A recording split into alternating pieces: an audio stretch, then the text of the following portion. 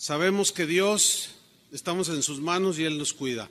Los ángeles y la muerte de un cristiano. ¿Qué papel tienen los ángeles cuando un cristiano muere? Vamos a leer un texto que es en Lucas 16, versículo 22. Lucas 16, 22. Dice así: aconteció que murió el mendigo, digan todos, murió el mendigo, y fue llevado por los ángeles al seno de Abraham. Y murió también el rico, murió el rico, digan todos, a todos les llega, y fue sepultado.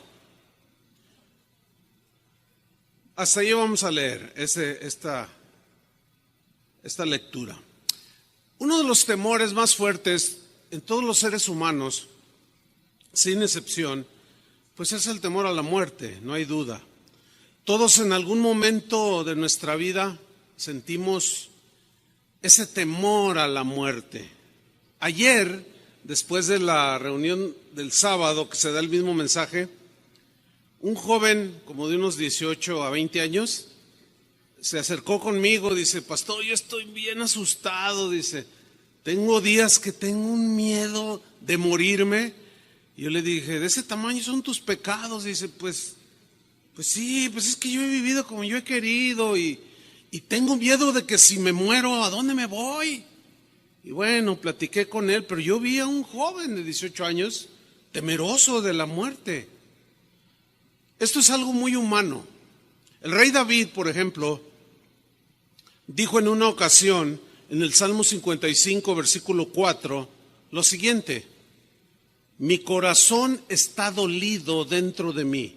Él estaba pasando por aflicción. Pero luego añadió: y terrores de muerte, no terror, terrores, dice, de muerte sobre mí han caído.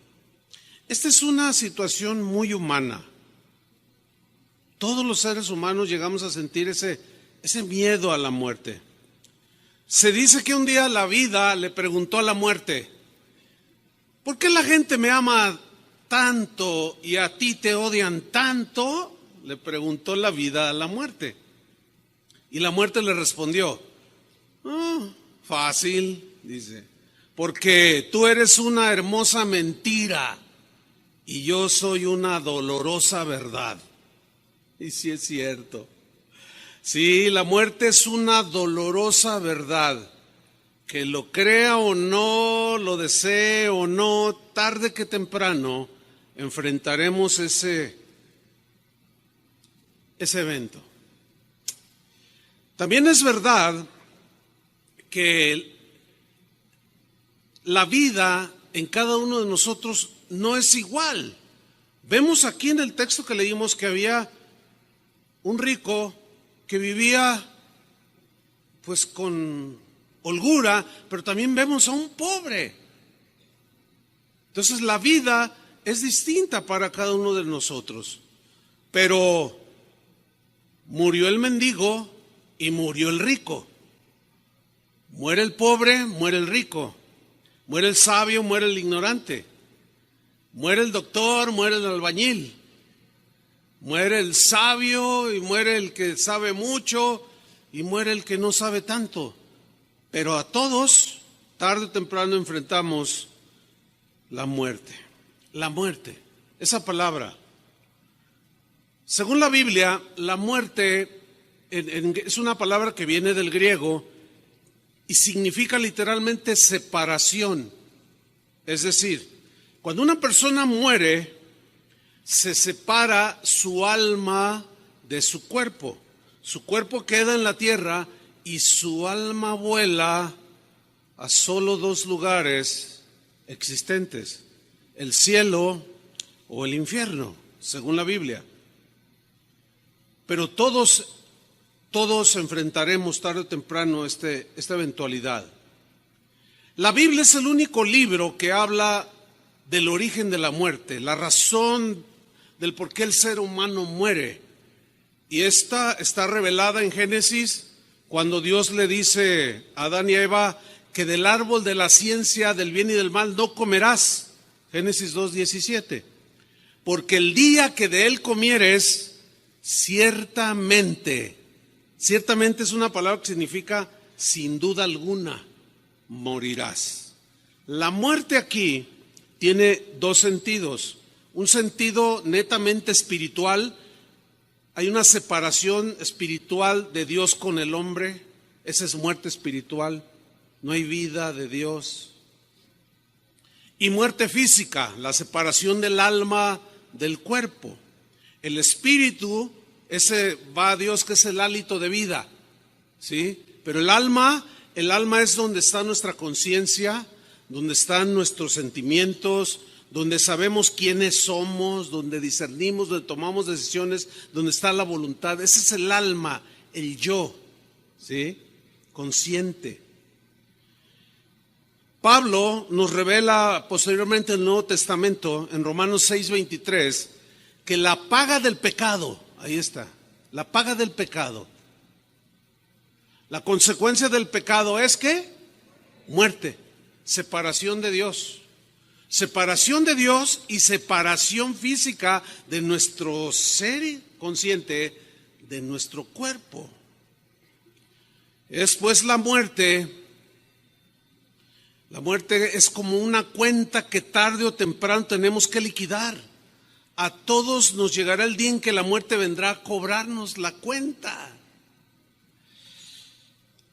Los mexicanos somos muy dados a reír acerca de la muerte. Otros, el latino por naturaleza es así.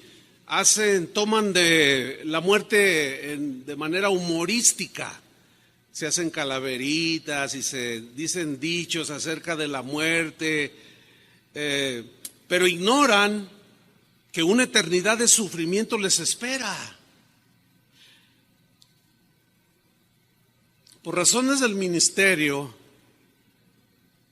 los cementerios son lugares donde frecuentamos los pastores, pues, de manera continua. ¿Por qué? Pues porque se mueren también ustedes, los hermanos. Entonces tenemos que enterrarlos, tenemos que sepultarlos. Su cuerpo, aunque su alma vuela con el Señor, llevado por los ángeles del Señor hasta la misma presencia de Dios.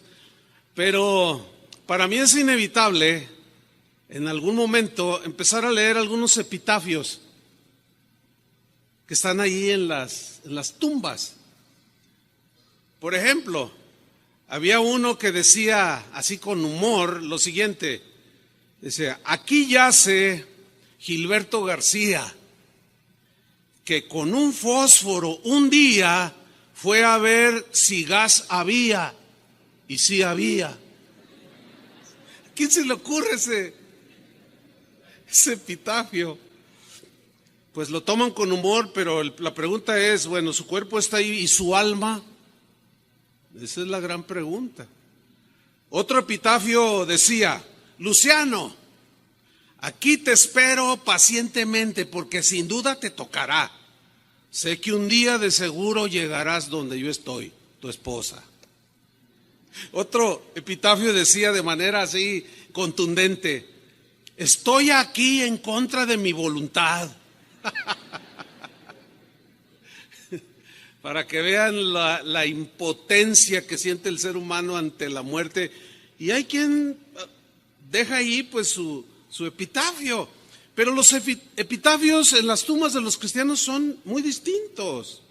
Por ejemplo, en uno se leía: si me amáis, no me lloréis a mí.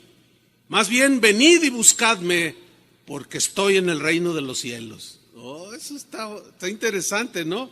Porque, ay, papá, ay, abuelita, no me llores a mí. Yo estoy en el reino del cielo. Ven y búscame acá. Acá estoy, acá te espero. El Salmo 23, versículo 4, es de los epitafios más socorridos por los cristianos, de los favoritos. Dice así: aunque ande, o a pesar de que ande en valle de sombra de muerte, no temeré mal alguno, porque tú estarás conmigo. Tu vara y tu cayado me infundirán aliento. Juan 11:25 es otro epitafio que aparece mucho en las tumbas de los cristianos. Y tomado Juan 11:25 dice: yo soy la resurrección y la vida. El que cree en mí, aunque esté muerto, vivirá. Así es que, hermanos, vayan escogiendo su epitafio. Yo ya tengo el mío. ¿Quieres saber cuál es? Espera que me muera. Pero imagínate que tú no alcanzas a pedir tu epitafio y que lo pongan, pero lo pone tu esposa. Y que diga algo así como: aquí yace el hombre más fiel, trabajador y excelente padre que ha existido sobre la tierra. ¿Te gustaría ese epitafio, varón? ¿Y si te mueres ahorita, sí te lo pondría tu esposa? Ay, ay, ay. O imagínate, esposa, que pues te tocó a ti y te ponen un epitafio: aquí yace la mujer más virtuosa que conocí en toda mi vida. ¿Les gustaría ese epitafio, señoras? ¿Arreglaron la cama hoy en la mañana? Bueno, ya mejor lo dejamos ahí. Me voy a meter en problemas. Para los cristianos la muerte es un evento inevitable, lo mismo que para los no cristianos. Pero es muy, muy diferente cuando un cristiano muere. Como humanos, tanto ateos, no creyentes o como sea, o cristianos, todos sentimos un dolor, todos sentimos una tristeza. Eso es muy humano. Sentimos aflicción. Sin embargo, para nosotros, los cristianos, es muy diferente a pesar del dolor. Pablo, en Filipenses 1:21, dijo una verdad contundente respecto a la muerte. Dijo lo siguiente, Filipenses 1:21: porque para mí, dijo, el vivir es Cristo. Mi vida está consagrada para vivir para Dios. Y el morir es ganancia, dijo. Bueno, para alguien que no cree y para los que rechazan a Jesús, esto que dijo el apóstol Pablo suena loco. ¿Cómo que morirme es ganancia? Para ellos, cuando algunos de los que no creen mueren, ellos tienen una frase, así como nosotros tenemos esta: para mí el vivir es Cristo, morir es ganancia. Ellos también tienen su frase que no falta en cualquier funeral de gente que no vivía sin Dios, sin temor de Dios. Ellos dicen: lamentamos la terrible pérdida de fulano de tal. Para ellos es una pérdida, pero ellos creen que es una pérdida nada más porque se murió y ya no lo van a ver. Pero no ven el otro lado, no alcanzan a ver más allá, hacia la eternidad. ¿Dónde está su alma? Esa es la gran pregunta. Ellos dicen: lamentamos la pérdida, y nosotros decimos: nosotros ganamos cuando nos morimos. ¿Ven cómo es tan diferente? El rey Salomón, que era muy sabio, en Eclesiastés 7, versículo 1, dijo algo distinguiendo de lo bueno, de lo malo, de lo bueno, de lo mejor, lo más excelente. Dijo: mejor es el día de la muerte que el día del nacimiento. Suena raro, ¿no? A ver, mejor es el día de la muerte que el día del nacimiento. ¿Por qué dijo eso? ¿Qué significa? ¿Por qué es mejor el día de la muerte que el día del nacimiento? La respuesta es sencilla, hermanos. Porque es el fin, la muerte es el fin, en el caso de nosotros, de todos los afanes, de todas las luchas, de todas las aflicciones, de todas las preocupaciones. Ya no te vas a preocupar por la renta. Ya no te vas a preocupar por desvelarte, acostarte temprano y levantarte muy de madrugada para subirte a un camión atiborrado de gente que a veces no se baña. Todo eso se acabó. Las preocupaciones, las enfermedades, todo eso terminó. Por eso dice Salomón, mejor es el día de la muerte que el día del nacimiento. Una vez, en los inicios de casa de oración, allá por los años 80, nos sucedió algo que quiero contarles. Había una señora que tenía una hija que un día enfermó de muerte y nos pidió oración. Aquí oramos continuamente por los enfermos y Dios ha hecho milagros extraordinarios y le damos gracias al Señor. Pero recuerdo que pidió oración y oramos por su hija. Ellos asistían a casa de oración. Pero en medio de esa oración y la adoración al Señor, Dios le dio al pastor Chava Pardo una palabra y tomó el micrófono y dijo, yo tengo una palabra para usted, hermana. Y la hermana así expectante y le dice, su hija sanará, le dijo así. Y la hermana lloró y se consoló y se fue bien contenta. ¿Y qué creen? Que se muere la muchacha. Y cuando nos enteramos, y que llega la señora después del sepelio a reclamarnos que le habíamos mentido, pero le reclamó a Chava, porque él fue el que le dio la palabra. Entonces yo dije, ay Señor, ¿qué le va a decir? Yo no sabría qué decirle, porque no tenía la gracia en ese momento, porque yo no era el involucrado directo. Yo dije, ay Señor, ¿qué le va a decir? Y Chava le dice, no le engañamos, su hija sanó. No, pero se murió, pero está sana. Ya no tiene cáncer, ya no le duele, ya no llora, ya no se pone triste. Esa es la sabiduría de Dios, porque tenía razón el pastor Chava. Bien que se la sacó con la sabiduría de Dios, ¿verdad? Estuvo bueno eso. Isaías 57, versículo 1. En la versión Dios habla hoy, dice el profeta, los hombres honrados, en la Reina Valera dice, muere el justo.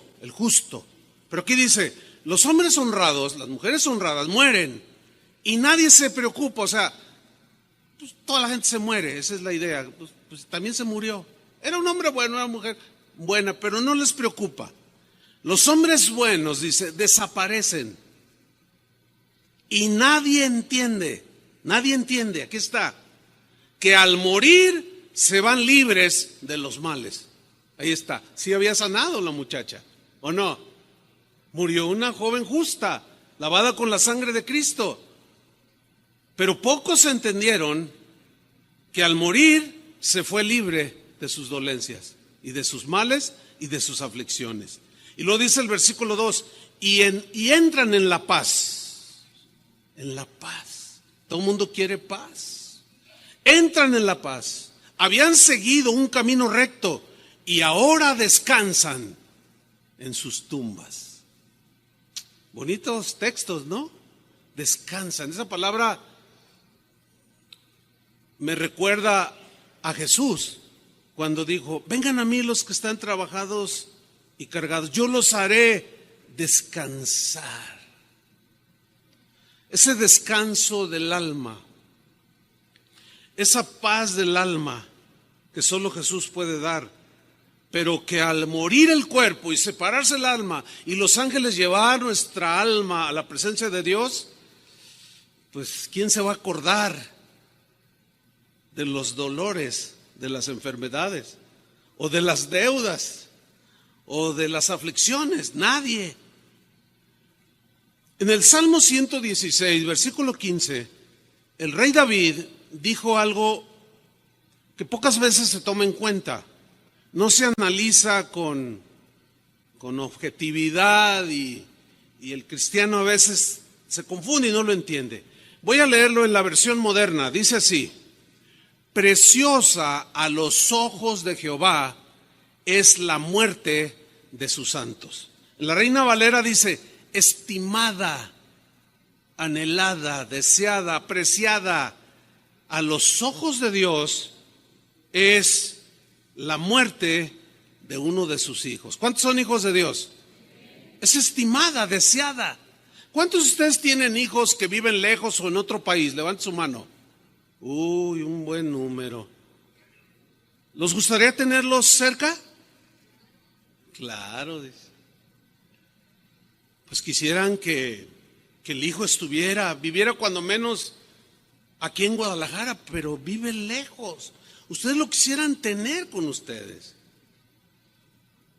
Cuando Adrián tuvo su primer nieto, y que es el único hasta ahorita, era el hombre más feliz de la tierra.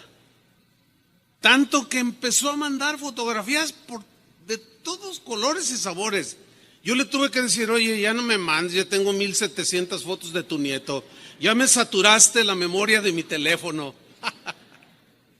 Es que estoy muy feliz porque mi nieto, y fotos así, cargándolo arriba, jugando, arrastrando, de todos. Un día, llega a la oficina y lo veo así su rostro muy apocado, así muy triste. ¿Qué tienes, profe?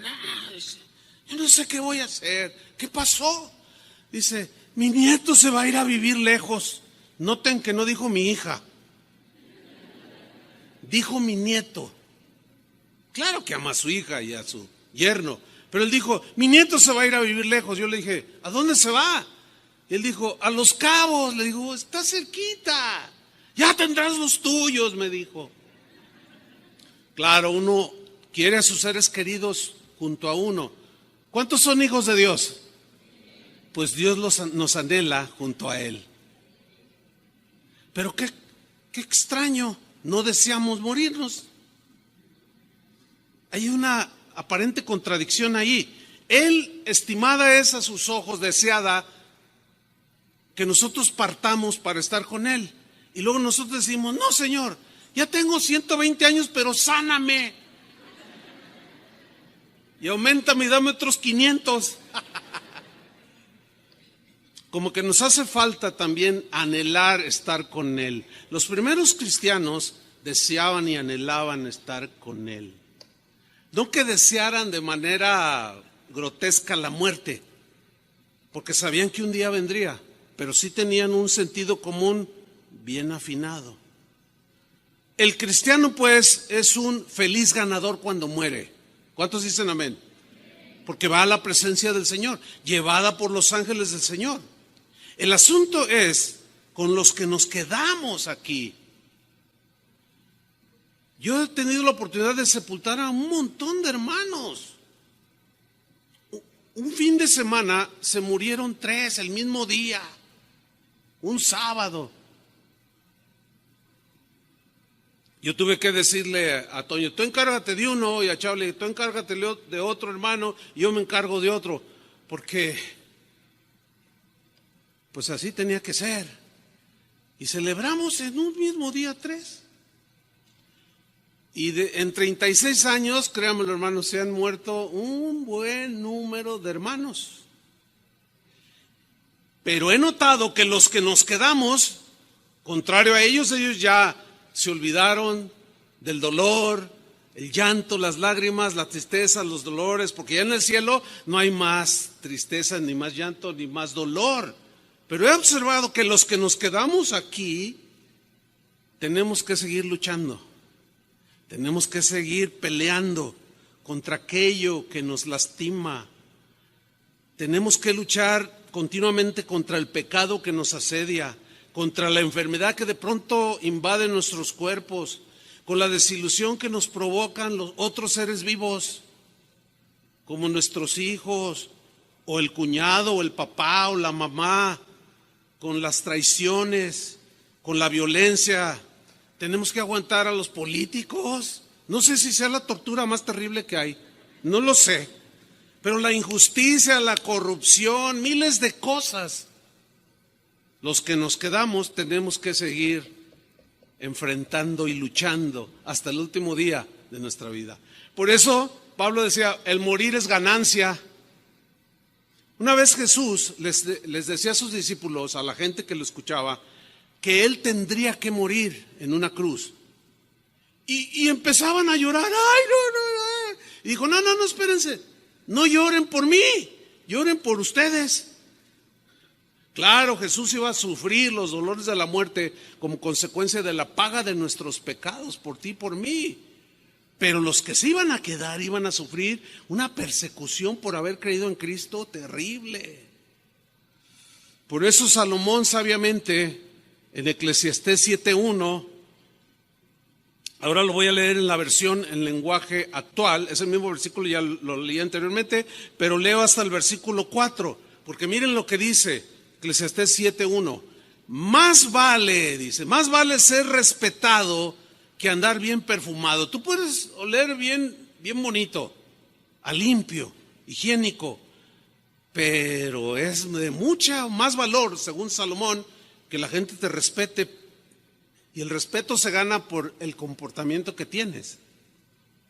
Y empieza a contrastar lo que es de más valía. Y luego añade, más vale el día en que morimos que el día en que nacemos, que ya lo expliqué, la razón. Es de más valor.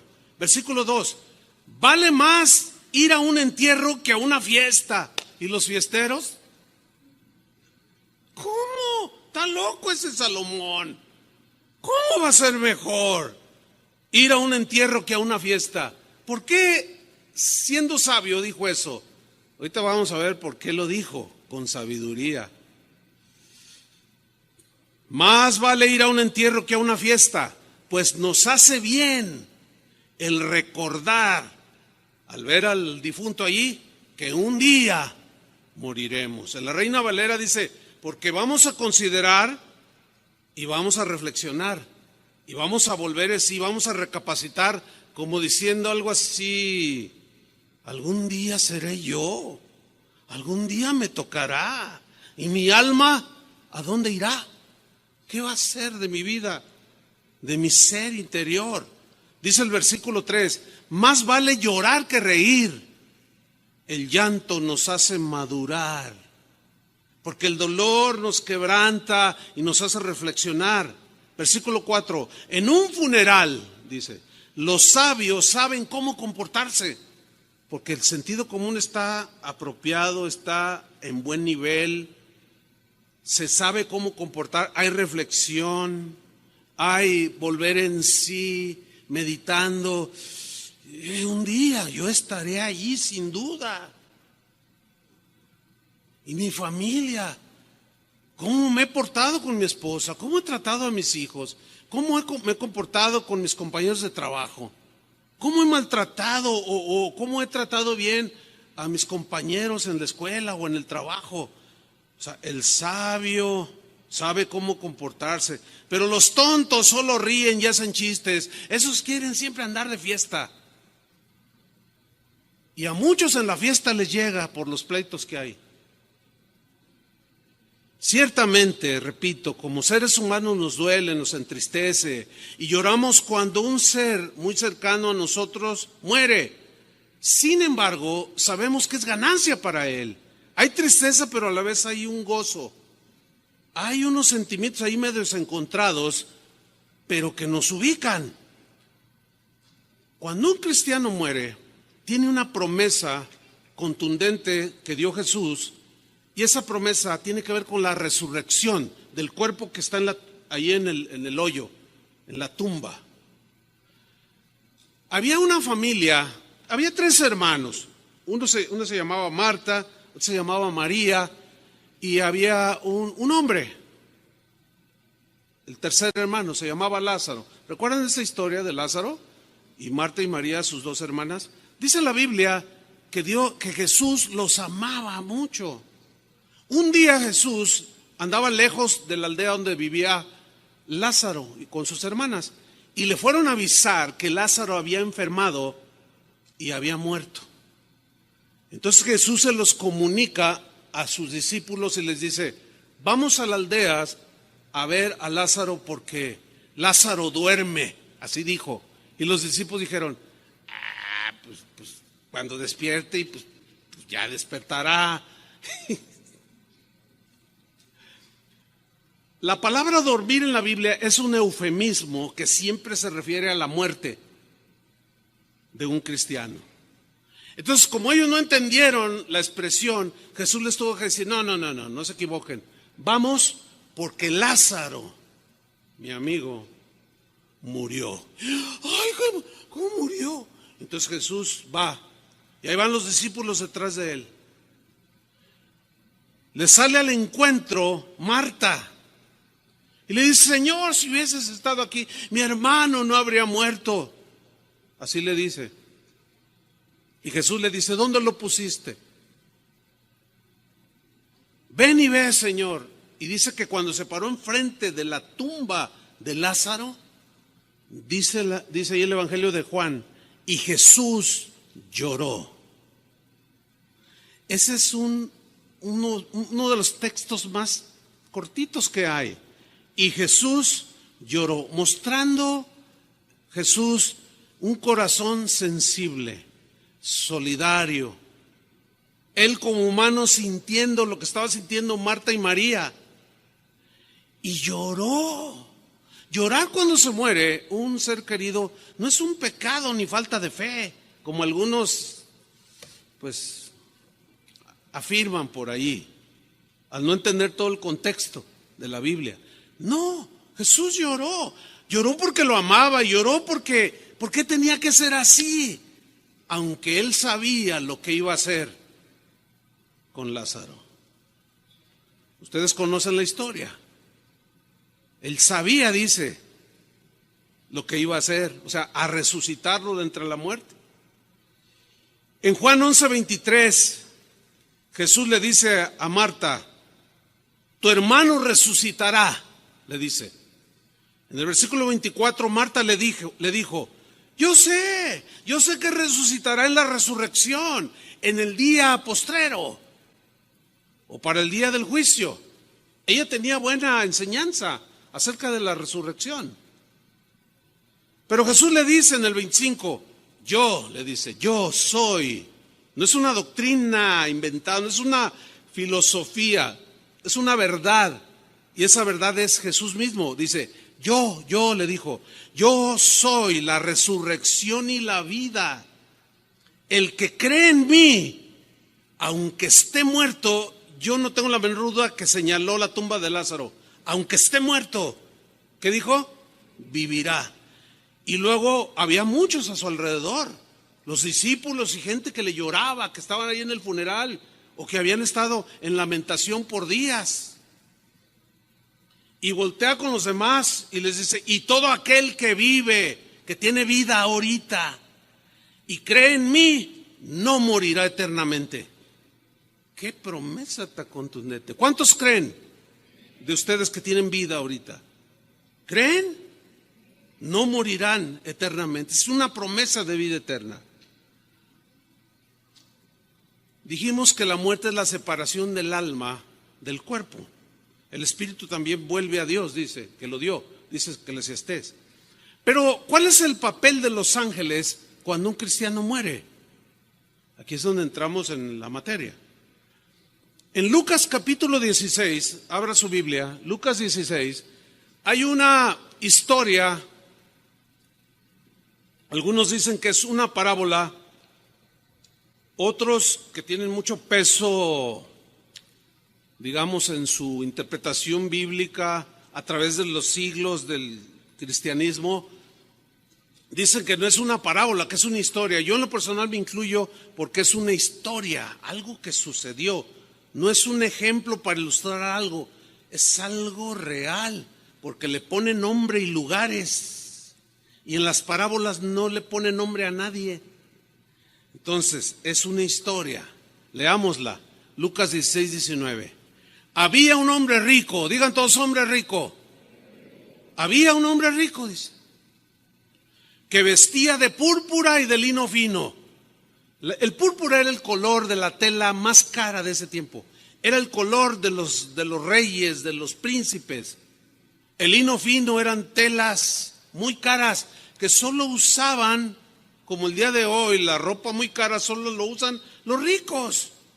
El otro día me estaban contando de alguien que era muy rico y que murió no hace mucho y que encontraron en su vestuario de este hombre rico, encontraron como 300 trajes sin estrenar. Todos de marca Hugo Boss, Armani, qué sé yo, trajes que valen hasta $10,000. ¿Se puede imaginar un traje de $10,000? Este me costó $100. Un traje de $100,000. ¿Quién lo paga? Gente rica. Porque a veces, como una vez me paré, andábamos en un viaje misionero, tuvimos un poco ahí para conocer. Estábamos en Suiza y fuimos pues a las relojerías cuando vamos para ver. Y yo me acuerdo que me paré enfrente así un aparador y estaba un reloj en pues como un aparato que daba vueltas. Estaba así, dando vueltas. Estaba bonito el reloj.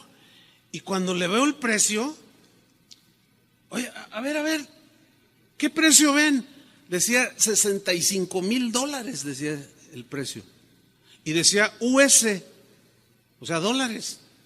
Y entramos a la tienda, salió una chica hablándonos en español. Y yo le dije, oiga, ¿el precio de ese reloj es en dólares? Y dice, sí, es en dólares. Y luego yo le digo, oiga, ¿y hay alguien que compre eso? Pues por eso los vendemos, dice. Bueno, ¿quién compra esas cosas? Un rico. ¿Sí? Y hacía cada día banquete con esplendidez. Cada día hacía comilongas. Gastaba más no poder. No dice si su riqueza provenía de haber sido un servidor público. No dice. Pero vamos a imaginarnos un poco, como suele haberlos por ahí, que se gastan el dinero de la gente. Que los proyectos que hacen los gobiernos para beneficiar a los más pobres, a los ancianos, a los huérfanos, a los que no pueden estudiar, y hay millones de pesos y se quedan con ellos. Y luego se van a Europa a gastárselo con botellas de vino de $5,000. ¡Qué vergüenza! Pero es una realidad. Y así vivía este rico.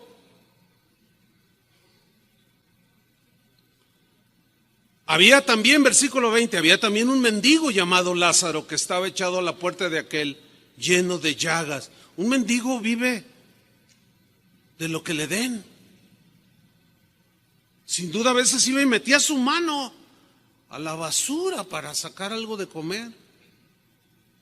Pobre y enfermo, lleno de llagas, y ansiaba saciarse de las migajas que caían de la mesa del rico, y no le daba ni siquiera un poco.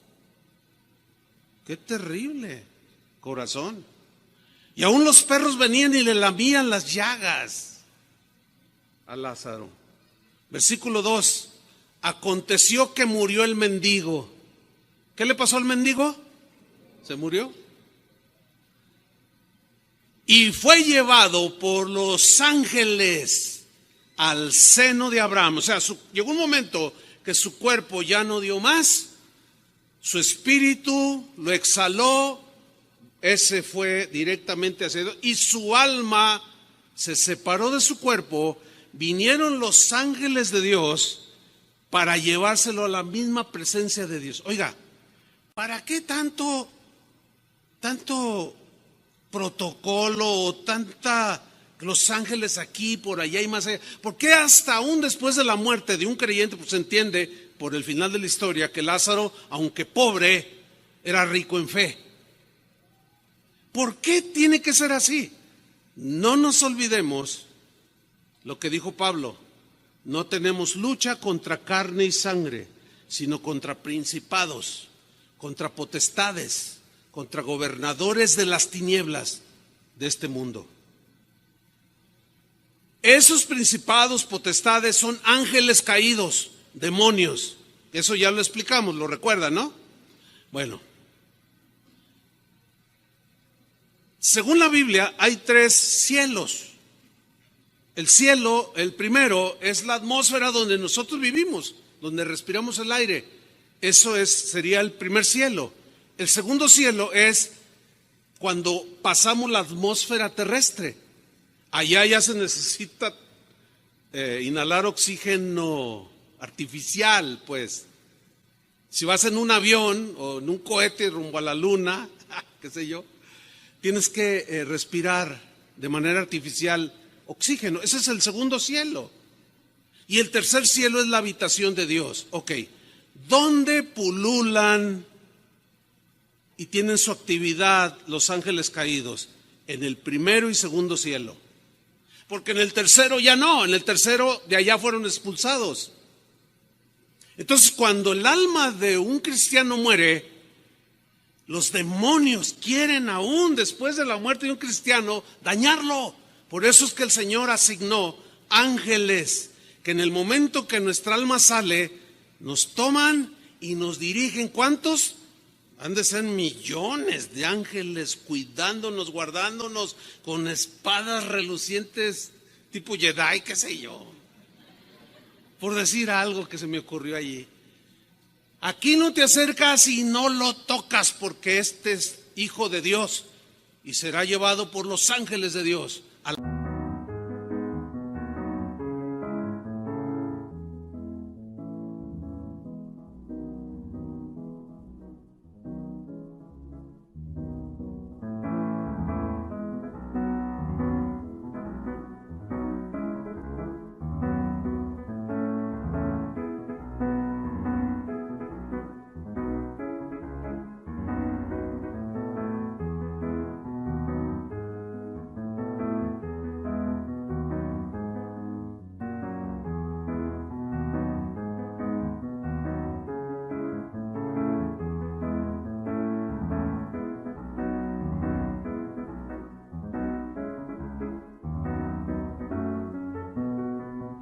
La misma presencia de Dios. Eso es lo que dijo Jesús. No es ninguna parábola, no es ningún ejemplo, nada más así. Es una realidad. Fue llevado por los ángeles al seno de Abraham y murió también el rico.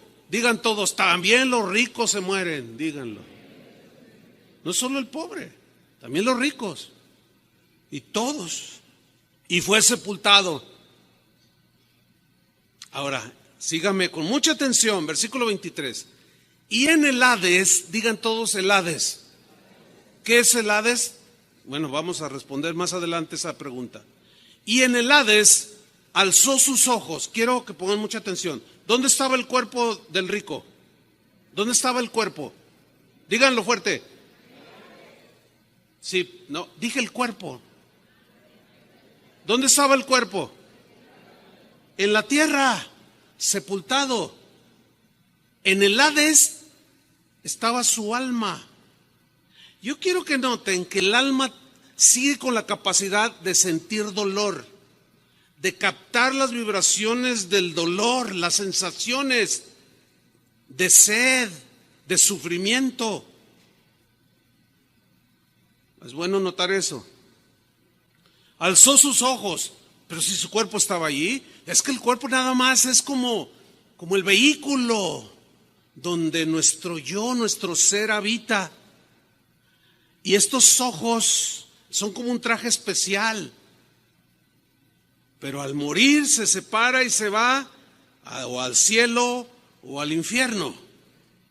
Pero el cuerpo queda allí. Entonces vemos que el alma de este hombre rico que vivió como él había querido. ¿Ha oído a todos esos que dicen, yo vivo la vida como quiero, nadie me dice lo que yo tengo que hacer? Pues sí, tienen razón, yo también vivo la vida como me da la gana. ¿Ustedes también? Yo sí. A mí me da la gana seguir a Jesús. ¿A ustedes también? A mí me da la gana adorarlo, a mí me da la gana caminar con Dios. Cada quien vive como le da su gana. Y el rico vivió así. Y su alma de pronto se encuentra en ese lugar de tormento. Y dice que alzó sus ojos estando en tormentos. Le dolía, aunque su cuerpo estaba allí. Y vio de lejos a Abraham y a Lázaro en su seno junto a él. Entonces él dando voces, ¿hablaba el alma? Eso es lo que dice, o sea, sigue teniendo las mismas capacidades después de muerto. El cuerpo, el alma sigue teniendo esas capacidades de ver, sentir. Y mira lo que le dice: ten misericordia de mí y envía a Lázaro para que moje la punta de su dedo en agua y refresque mi lengua, porque estoy atormentado en esta llama. Tuvo sed. Pero Abraham le dijo: hijo, acuérdate que recibiste tus bienes en tu vida. ¿Sí o no? Sí. ¿Viviste como te dio tu gana? Pues sí, viví como me dio mi gana. Pero fuiste un hombre corrupto. Fuiste un hombre sin misericordia, sin bondad, sin generosidad. Dice: acuérdate que recibiste tus bienes en tu vida. Lázaro también males. No tuvieron la misma clase de vida terrenal, pero espiritualmente eran diferentes. Pero ahora, dice Abraham, este es consolado aquí y tú atormentado, le dice. Además de todo esto, una gran cima está puesta entre nosotros y vosotros. Nosotros son los salvos, los creyentes. Y los otros, o vosotros, son los que están allá en tormento. De manera que los que quisieran pasar de aquí a vosotros no pueden, ni de allá pasar acá. Esa es una total imposibilidad. Entonces le dijo: te ruego pues, padre, que le envíes a la casa de mi padre con mi familia. Tengo 5 hermanos, para que les testifique, les haga volver en razón, para que no hagan lo mismo que yo, a fin de que no vengan ellos también a este lugar de tormento. Y Abraham le dijo: a Moisés y a los profetas tienen, óiganlos. Significa las escrituras. Tienen los escritos de Moisés, tienen los escritos de los profetas, a ellos oigan, lean y crean lo que dice ahí. Él entonces dijo: no, padre Abraham, pero si alguno fuere a ellos de entre los muertos, se arrepentirán. Mas Abraham le dijo: si no oyen a Moisés y a los profetas, o sea, si no creen las escrituras, tampoco se persuadirán, aunque alguno se levantare de los muertos. Qué historia, ¿no? Ahora, aquí voy a entrar en un punto un poco difícil. Quiero que me pongan mucha atención. Seguramente al leer las escrituras usted ha leído palabras como el Seol, el Hades, el infierno, el lago de fuego, el paraíso y el seno de Abraham. ¿Sí? Ok, quiero hablar muy breve acerca de estos lugares que parecen distintos, pero no. Por ejemplo, mire, el apóstol Pablo habló del paraíso como un sinónimo del cielo. Él dijo en 2 de Corintios 12:3 que había sido arrebatado al tercer cielo. Ahí es donde se toma tercer cielo. Tercer cielo. O sea, fue llevado. En el versículo 3 dice: y conozco al tal hombre, si en el cuerpo fui llevado o fuera del cuerpo que haya salido mi espíritu, mi alma, no lo sé, Dios lo sabe. Pero fíjese el versículo 4, que fue arrebatado al paraíso. Digan todos paraíso. Uy, pues, ¿qué le viene a la mente cuando dice paraíso? Un lugar de extrema belleza, de solaz, de descanso, de paz. Dice, en ese paraíso, dice Pablo, él oyó palabras inefables que no le es al hombre expresar, o que le es difícil expresar tanta hermosura que encontró allí. Bueno, vemos pues que aquí el paraíso es un sinónimo del cielo. Ok, cuando Jesús estaba en la cruz, ustedes recordarán, había 2 ladrones crucificados, uno a su derecha y uno a su izquierda. Uno de ellos dijo: Señor, acuérdate de mí cuando vengas en tu reino. Y Jesús lo mira y le responde: de cierto te digo que hoy estarás conmigo. ¿En dónde? En el paraíso, en el tercer cielo, o en el cielo mismo. Su alma, porque su cuerpo iba a morir y iba a ser enterrado. ¿Me están siguiendo? Ok. El seno de Abraham. Digan todos el seno de Abraham. Esa frase solamente aparece una sola vez ahí en Lucas 16. No aparece en otra parte en la Biblia. Ok, el seno de Abraham, así le llamaban los judíos antes de Jesús, durante Jesús, el tiempo de Jesús, y todavía le siguen llamando el seno de Abraham, a donde van, esa es su fe de ellos, todos los creyentes en Dios. Entiéndase paraíso, entiéndase el cielo mismo.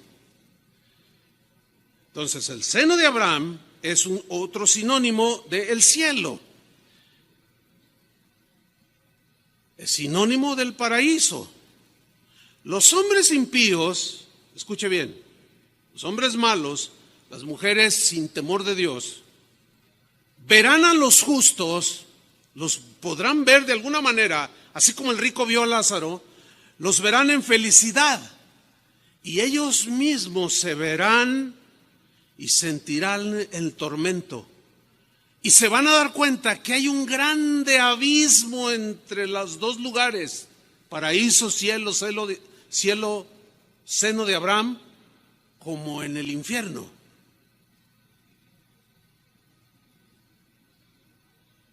Ni ellos pueden salir de allí, ni nosotros vamos a querer salir de acá.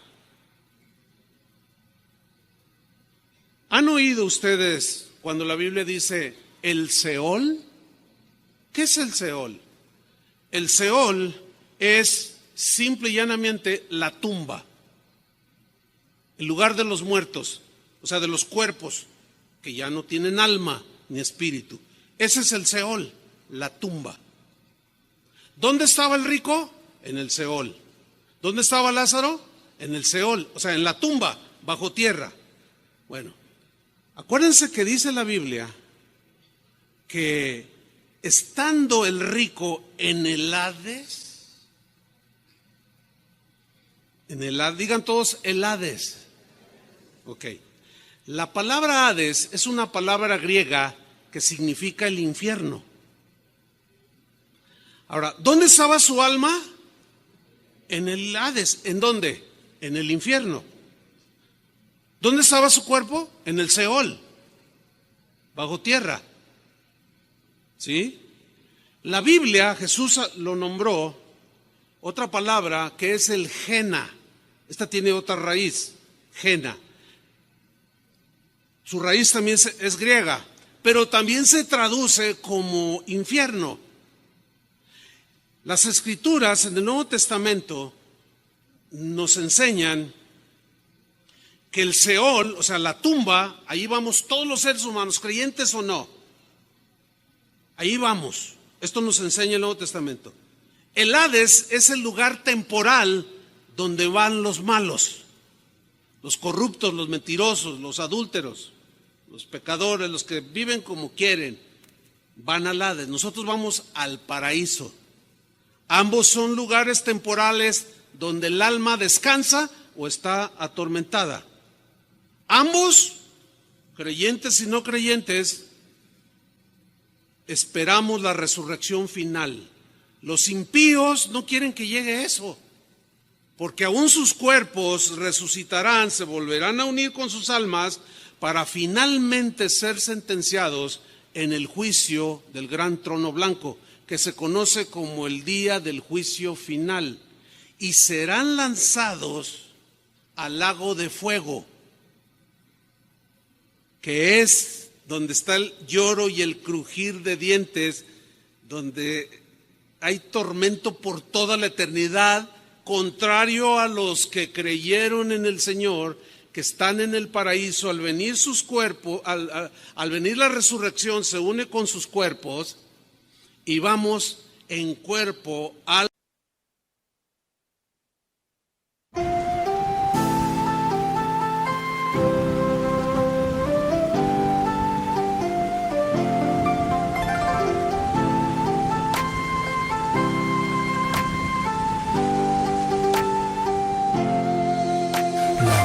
trời đổ cơn mưa rào, em đi câu biệt ly còn chưa chào, quên môi hôn nắm say cái nắm tay, quên những ái ân lẫn giận hờn vừa trao. Em ơi tình đầu còn nhiều bỡ ngỡ, sao lại đành lỡ dở. Anh không biết sóng bắt đầu từ đâu, nhưng sóng quá lớn thì cuộc yêu vỡ bờ. Em ơi giấc mộng chưa thành đã dở dang, ngậm đắng nuốt cay nhìn trời mà thở than. Có lẽ nhân duyên sắp đặt sự lỡ làng, anh không bằng lòng nhưng đâu thì gỡ gạc. Vài kỷ niệm nhật ký vẫn ghi chép. Vài đoạn phim còn lưu lại chi tiết, đớn đau nào não nề như khi biết đoạn kết thê lương trên dòng sông ly biệt. Em ơi, chờ đợi cả thanh xuân như cánh hoa 10 giờ, vẫn y nguyên cảnh vật nhưng chúng ta bây giờ đây thành người thừa. Alma y espíritu al tercer cielo. Ya no en alma, sino con el cuerpo resucitado. ¿Entendieron, hermanos? ¿O más o menos? No, dice la hermana, bueno, pues vuélvanlo a escuchar, ya no lo puedo repetir. Eso es lo que les iba a decir, vuelvan a escuchar. Son sinónimos, no son lugares diferentes. No nos hagamos mucho problema. Si no, pues olvídense, ¿no? No son lugares diferentes, son sinónimos. Ok. Lucas 23:43. Aquí nos lo dice Jesús, lo que yo acabo de afirmar. Dice Lucas 23:43. Entonces Jesús le dijo: de cierto te digo que hoy estarás conmigo en el paraíso. Refiriéndose al ladrón. ¿Quién iba a estar con él en el paraíso? El alma. Así como el alma misma de Jesús. ¿Su cuerpo dónde quedó por 3 días? En una tumba. Ok. Segunda de Corintios 5:8. Pablo nos asegura que un cristiano que muere inmediatamente va a la presencia del Señor. Algunos que confunden un poco el verbo dormir con que nos dormimos hasta que Él viene, y el sueño de no saber nada por un texto que viene en Eclesiastés. No, es un eufemismo, se repite. O repito. Y Pablo aquí nos lo asegura, que en cuanto un cristiano muere va a la presencia del Señor, dice, pero confiamos, y qué más quisiéramos, estar ausentes del cuerpo, o sea, ya no estar en este cuerpo, y presentes al Señor, inmediato. Filipenses 1:23, Pablo sigue hablando del mismo tema. Él tenía un conflicto, los filipenses estaban madurando, y él decía, no, el Señor me ha mostrado que ya voy a partir pronto, pero no sé qué sea mejor, si quedarme aquí por causa de ustedes para yo seguirlos pastoreando, ministrando, o estar con el Señor. Miren lo que él dice: teniendo deseo de partir y estar con Cristo, lo cual es muchísimo mejor. Fíjate, partir y estar ¿con quién? De manera inmediata, con Cristo. ¿Dónde está Cristo? Pues en el tercer cielo, ya en cuerpo resucitado, lo cual es muchísimo mejor. Ahora, en Apocalipsis 19:20 y capítulo 20, versículo 10, 14 y 15, ahí habla de un lugar que es el infierno literal, ya.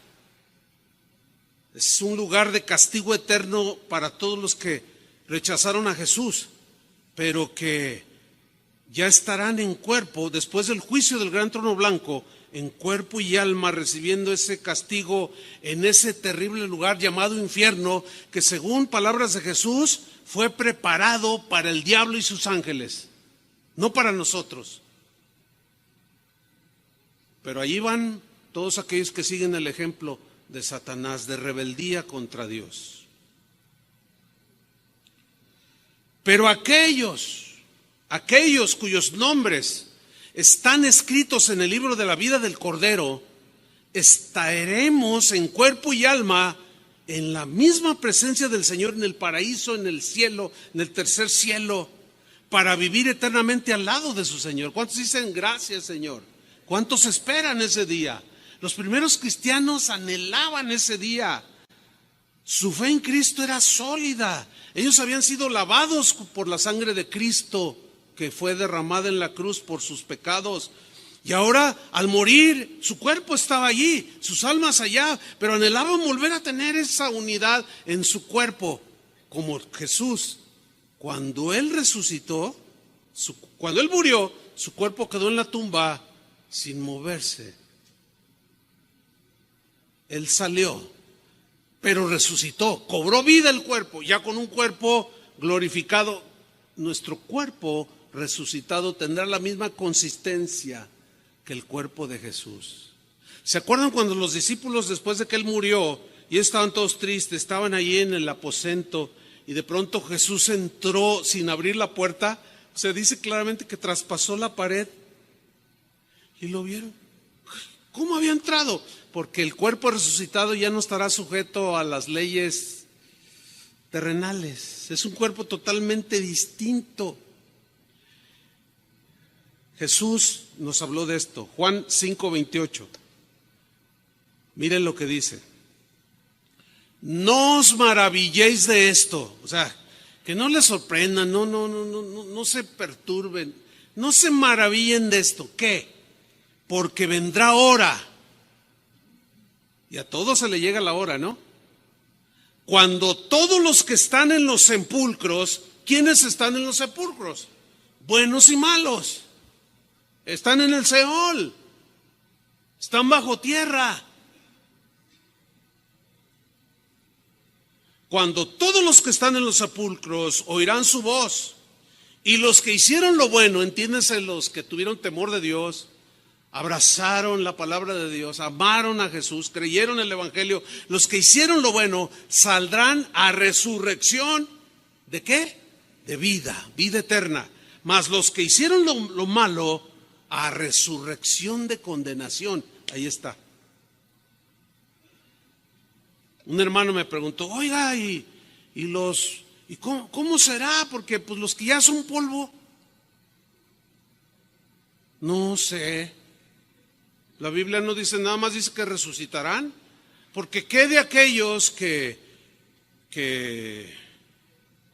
esparcieron el polvo en un río?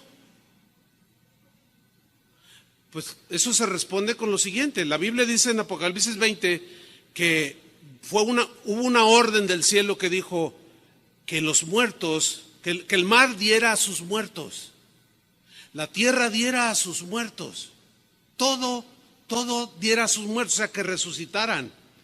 ¿Qué con un cristiano que fue devorado por 10 leones? ¿Dónde quedó su cuerpo? Bueno, finalmente se hizo.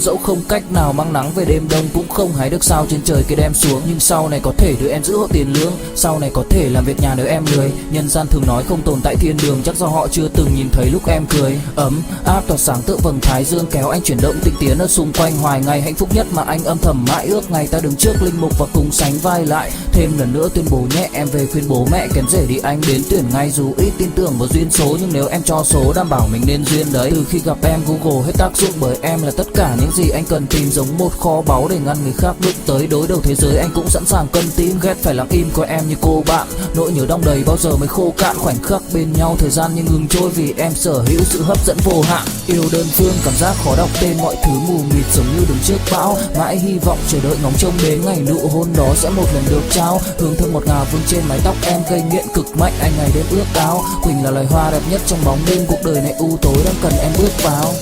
Đưa cho anh cái bản đồ vì anh sắp lạc bên trong đôi mắt kia. Hãy đưa cho anh cuốn từ điển vì cảm xúc này anh không thể cắt nghĩa. Chuẩn bị đưa anh.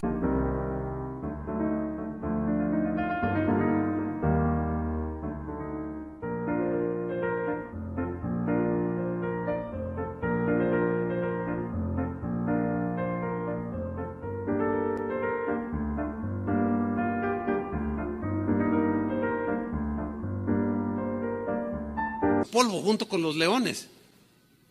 ¿Me explico? Y aquí es donde viene una pregunta que para muchos es importante. Para mí en lo personal es intrascendente, pero la voy a tocar. Pastor, ¿le es permitido a un cristiano ser incinerado? ¿Han pensado en eso? Les voy a dar una respuesta corta y les voy a responder con una pregunta. ¿Cómo están los huesos de Pedro, por ejemplo, en este momento? ¿Están hechos qué? Polvo. Polvo. O los huesos de Esteban que lo apedrearon y... ¿Dónde está el cuerpo de Esteban? Ya no está. Es polvo, ya formó parte de la tierra. No se olviden de aquella máxima del Señor: polvo eres y al polvo volverás. Pues ya no están todos esos. ¿Cuál es la diferencia de alguien que fue incinerado, que es polvo, con el polvo del cuerpo del apóstol Juan? ¿Hay alguna diferencia? Entonces es intrascendente, si incineran o no. Pero muchos se rompen la cabeza. Es que los cristianos se nos es prohibido. ¿Dónde? Y se preocupan por no tener un cuerpo incinerado que termine en polvo y se olvidan de su alma, que es lo más importante. No ponen el punto principal en el alma, que es eterna, y dicen: no, a mí no me quemen porque me voy al infierno. No sé si me expliqué. Ok. Entonces, tú decides si te incineran o no. Polvo eres y al polvo volverás. El que es incinerado simplemente lo adelantan a que se haga polvo. Eso es todo. Pero no hay ninguna afectación de tipo espiritual. La afectación espiritual está en el alma. Porque todos resucitarán. ¿Cómo? El polvo se unirá. ¿Qué sé yo? ¿Cómo lo irá a hacer el Señor? Pero así dice que habrá resurrección de vida, resurrección de muerte. Ok, para terminar. Los cristianos en el tiempo de Pablo se morían. Y a veces les sucedía a ellos lo que también a nosotros nos sucede, a los que quedan con vida. Dicen: ay, se confunden, lloran, se afligen. Y cuando uno está afligido, el ser humano, y aún el cristiano, tiene la tendencia de olvidar por el dolor. Se centra uno tanto en el dolor, la aflicción, que se olvida de la palabra de Dios, las promesas. Por eso la Biblia dice que vayamos con el que está en dolor y lo consolemos. Oremos por él. Porque algo nos pasa. Cuando estás enfermo, como que no conectas bien las ideas y hasta se te olvida que el Señor sana. Cuando estás triste, lloras y dices: ay, ya me abandonó hasta el Señor. Y no es cierto, es el estado de ánimo. Y a los cristianos en Tesalónica les pasaba algo así. Por eso Pablo les escribió lo siguiente. Vamos ahí y terminamos. 1 Tesalonicenses 4:13. Dice Pablo: tampoco queremos, hermanos, que ignoréis acerca de los que duermen. Acuérdense que dormir aquí significa que han muerto. ¿De acuerdo? Es un eufemismo. Que más abajo se dice más claro. Tampoco queremos, hermanos, que ignoréis acerca de los que ya se murieron. Dice otra versión muy claramente. Para que no os entristezcáis como los otros que no tienen esperanza. O sea, hay una tristeza muy diferente la que sentimos los creyentes a la que sienten los no creyentes. Mire, muchas veces hemos estado sepultando a un hermano, a una hermana, Julio, Chuy García, los que dirigen la alabanza, con una guitarra cantamos alabanzas. No es más que un hasta luego, no es más que un breve adiós. Y allá en el cielo nos volveremos a ver en la presencia del Señor, etcétera. Y hay llanto en los familiares, pero no hay esa desesperación como dice aquí. No quiero que ignoréis cerca de los que ya murieron, para que no se entristezcan como los otros. ¿Quiénes son los otros? Los que no tienen fe, los que no creyeron. Y cuando se les muere a alguien es una total desesperanza, porque no la tienen. ¿Cuántas veces hemos vivido esto? Que estamos ahí con llanto, lágrimas, sí, pero hay paz. Y al otro lado, así a 5 metros, están sepultando a otro. Y una gritería que se toman. Pero gritan con unos gritos desgarradores. Una desmayadera por todos lados. Las botellas de alcohol, no para tomar en este caso, sino... Mamá, ¿por qué te voy? Se quiere aventar al hoyo. Con una desesperanza total. Mire, no pocas veces esa gente ha venido, por favor, ¿cuánto nos cobran por cantar esas que cantan? Vengan a cantárnoslas acá. Y me dice Chuy, ¿cómo ves? Le digo, no, pues ve, cántale unas 3. A ver, vayan los cantores, las cantoras. Pero pues, obviamente ellos quieren pagar, imagínense. Es que oímos, ¿y por qué ustedes están así? Hay algo diferente. Y Pablo dice, no sean como los que no tienen esperanza, que se desmayan. No, es una ganancia para el que está muriendo allí. Y ustedes tienen que entenderlo. Versículo 14. Porque si creemos que Jesús murió y resucitó, ¿cuántos creen? Ok. Así también traerá Dios con Jesús a los que durmieron en Él, o a los que murieron creyendo en Él. Por lo cual os decimos esto en palabra del Señor, que nosotros que vivimos, Él tenía la fe que cuando Jesús viniera, Él iba a estar vivo. Posteriormente el Señor le reveló que no. Pero Él aquí en este momento tenía esa convicción. Por eso se incluyó. Pero dice, pero nosotros que vivimos, que habremos quedado hasta la venida del Señor, no precederemos a los que durmieron, o sea, a los que murieron en Cristo.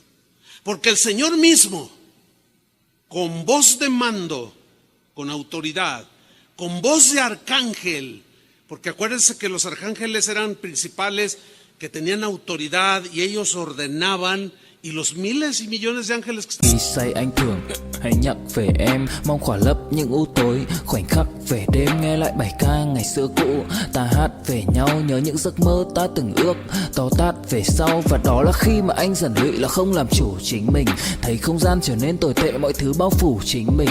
Em đâu còn như điều anh mơ, anh cũng tự nhủ chính mình, nhưng mà thôi em, nào ai giỏi mà đủ tính tình, chẳng thể vươn tới được cảnh cao dù anh có nhã ý trèo. Trong cơn say mọi thứ cuồng quay, anh trở thành gã chí phèo, yêu chân thành là không thay lòng dù em có như thị nở. Ý anh là em như cô tấm, nhìn em như thị nở. Đêm vắng nàng ngón tay xám vàng vì đốt cả bao thuốc lá. Căn phòng chung ký sữa nồng ấm bây giờ sao bút giá. Một thói xấu mà anh đã quen khi em không ở bên lâu. Anh thường ngồi trong một góc tối nhậu suốt cả đêm thâu. Em mang con tim anh đi đâu, khiến anh mù quáng vẫn cố sáng mỗi khi đau. Em mang con tim anh đi đâu, điều gì choáng váng để xứng đáng ướt mi nhau. Em mang con tim anh đi đâu, khiến anh mù. Estamos bajo su cuidado de Lucero, de Miguel y de Gabriel, que son los 3 arcángeles de Dios.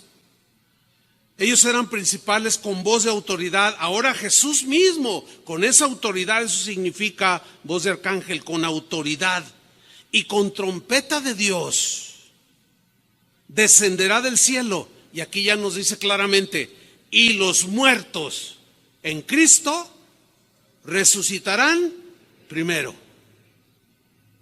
Luego nosotros los que vivimos, supongamos que viene en este momento el Señor. Según esto, ¿quiénes resucitarán primero? Todos los que hemos sepultado en los distintos cementerios aquí en la ciudad. Ellos resucitarán primero, dice. Luego nosotros los que vivimos, los que hayamos quedado, seremos arrebatados juntamente con ellos en las nubes, y en ese arrebatamiento seremos transformados. No vimos la muerte los que quedemos, o los que tengan el privilegio de no ver la muerte. Sus cuerpos serán idénticos a los cuerpos resucitados de los hermanos en Cristo. Y recibiremos al Señor en las nubes y así estaremos siempre con el Señor. Por tanto, dice, alentaos los unos a los otros con estas palabras. Hermanos, si Dios es con nosotros, ¿quién contra nosotros? Concluyo con esto. Está comprobado por muchos estudios que se han hecho que la actividad más reiterada, más repetitiva que los ángeles buenos y malos tienen es en los hospitales. Usted pregúntele a cualquier enfermera, a cualquier doctor que trabaje en un hospital, y pregúntele, oye, ¿tú sabes de historias raras, así extrañas, como que la gente, casos así como por ejemplo, que sucedió aquí en el Hospital del Seguro que está aquí como a 1 kilómetro, de una señora que gritaba desgarradoramente. Había sido una señora mala. Y ahí hay varios cristianos que asisten aquí a casa de oración. Gritaba y decía: ya viene por mí, yo no me quiero ir, son demonios, están horribles. Y gritaba desesperadamente, como que miraba algo. Estaba a punto de la muerte. Y los demás, no, ¿qué vemos? Nadie la está llevando, señora. Sí, aquí está. Y de repente, ¡shh! ¿Quiénes eran esos? ¿Ángeles de Dios? Pero también va a escuchar historias de cristianos, y yo lo he vivido así directo, que está allí ya en las últimas el cristiano, la cristiana, y los familiares cristianos están en el dolor. Ay, hermano, ore para que el Señor le dé otros 500 años de vida. Ay, sí. Entonces uno pacientemente trata de hacerlos entender. ¿Cuántos años tiene tu mamá? Pues tiene 93. Oye, ¿no crees que ya? Dice, ay, es que me duele tanto, dicen. Bueno, yo tengo mi madre que está aquí oyendo el mensaje, está ya sentada atrás, tiene 95 años. Yo hablo con ella. Lo más normal, lo más natural, es que ella se vaya primero. Aunque nadie sabe, ¿verdad? Pero lo más normal, por obvias razones, es que ella se vaya primero. Y ella está oyendo esto ahorita. Aquí está presente. Y yo hablo con ella de esto. Y he estado, hermanos, en situaciones así. Pero pastor, fíjese, mi mamá ya está delirando. Dice que ve ángeles que vienen por ella. Ah, no, entonces ¿por quién? No está delirando tu mamá. Está comprobando, se está comprobando en ese momento que Jesús dijo la verdad. ¿Qué ve? Le dije una vez a una mujer que estaba ya en las últimas, una hermanita que por años estuvo aquí. Dijo, hermano Chuy, es que veo ángeles, ya me quiero ir.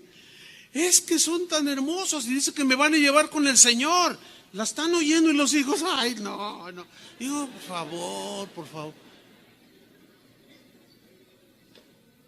Tengo un mensaje por allí que habla del sentido común. Ya tengo como 3 años trabajando, poco a poquito ahí, semillita tras semillita. Pero un día se los voy a compartir, porque nos falta tanto, ya no digamos revelación profunda, simple sentido común de las cosas de este mundo.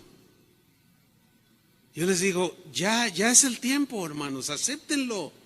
Bueno, finalmente lo aceptan, exhala su último aliento, el espíritu va al Señor, su alma sale. Hay muchos testimonios de gente que regresa al cuerpo y ven cómo todos lloran, los médicos llegan y le mueven. Y yo estaba viendo, dice, que me estaban tratando de resucitar, pero cuando yo salí de mi cuerpo, dicen, yo ya no tenía dolor, pero el Señor me dijo, todavía no es tu tiempo, vas a regresar. Y cuando entré a mi cuerpo, hay infinidad de historias así.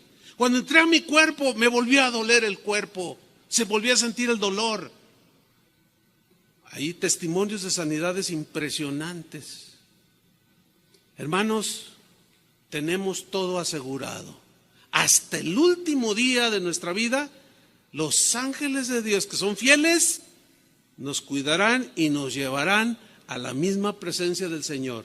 Nuestro cuerpo irá a la tierra, lloraremos, te cantaremos, pondremos tu epitafio, lo que sea, pero un día el Señor vendrá con voz de mando, con voz de arcángel, y llamará a los que murieron en Cristo. Resucitaremos para estar con el Señor por toda la eternidad. ¿Cuántos les dan un aplauso al Señor? Amén. Pónganse de pie. Gracias te damos, Señor. Gracias, muchas gracias por tu palabra que alienta nuestros corazones. No somos gente sin propósito, sin esperanza en este mundo. Tenemos promesas sólidas y en ellas confiamos y creemos.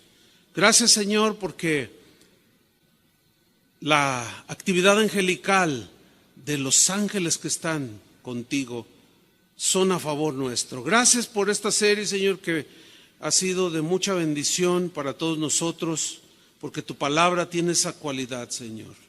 Gracias por las enseñanzas que tú nos has dado, el entendimiento, la revelación en tu palabra. Y gracias porque, como dijo el rey David, aún tú me guiarás más allá de la muerte. En el nombre de Jesús, muchas gracias, Señor. Sabemos y estamos confiados que estamos en tus manos y nada nos apartará de ti, Señor. Amén. Dele un aplauso. Que Dios los bendiga.